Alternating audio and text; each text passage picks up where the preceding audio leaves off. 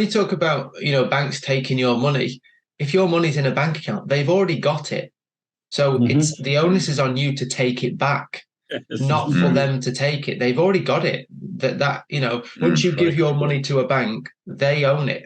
Do your research on that, but it's on their balance sheet and they don't have to give it you back. So that already makes us feel vulnerable. I must just tell you this. There was a guy I follow. I can't remember his name now, but it's only a few days ago.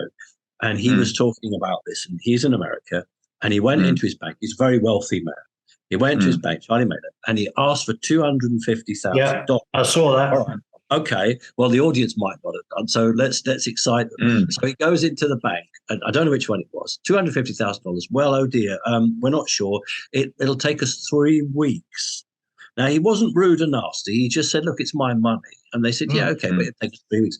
6 weeks later, he got $170,000, and they said to him, that's all we've got. Wow. And I mean, that should be the biggest wake up. And Charlie's obviously picked that one up. I watched that as well. But that just shows you that they are saying to him, we haven't got any more money. Now, that may be a lie, I don't know. But they basically said, we're only going to give you $170,000, but it took 6 weeks. Now, that's not hearsay, because he held the money up, didn't he, Charlie? He had the watch and money in his hand. He said, there it is. Yeah. He did it on purpose. He wanted to see, because he didn't believe somebody else had said this to him. He said, no, I can go to the bank and get it. And he went down, and that's what he found. And what Simon said earlier about it's today. If you don't do something today, don't moan about it tomorrow when it's gone. Can you imagine as well, when there's multiple people wanting to get their money out, how long it's going to take them then? That's one. I mean, it's a large amount, obviously, but that's one person, and it took them 6 weeks. You imagine when there's 1,000 people saying, we want our money. Well, as Charlie said, they'll just shut the doors. That's what they're doing. Yeah, and then those people who've got cash, what's happened in Nigeria is they've said the cash is worth zero now. They've zeroed the cash. And this is how corrupt they are. So you have to do as they say. And this is why gold and silver, what it does is it empowers you to make the right choices. It's vital, isn't it? It's vital for survival. Vital. Of course it is. Yeah. And I must quickly come in with one more, because I learned this last night from one of my CC members. In Barbados now, customers of banks are being written to in Barbados and told they will be moved onto an electronic, we call it the CBDC, electronic new banking system. They've got no choice in the matter, and they've been told they're piloting the bank's new digital currencies. Nothing to do with the QFS. This is the Deep States Bank, and they were told it's because it's Barbados as an island, because it's easy to manage. They're going to trial it. That again is a really big wake up call. Yeah. It's happening, isn't it? You can see it all over.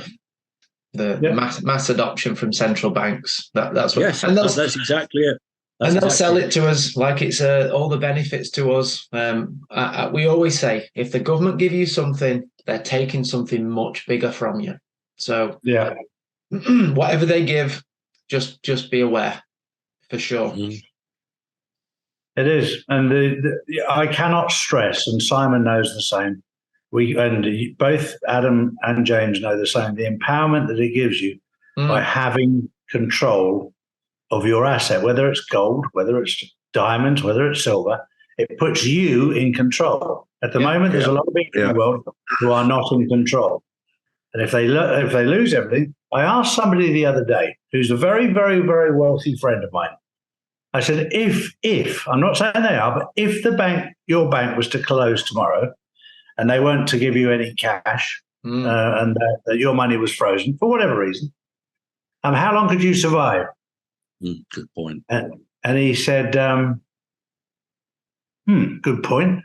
I need to get some more fuel for the generator. That was his answer. A bit late then. Wow. Well, exactly right.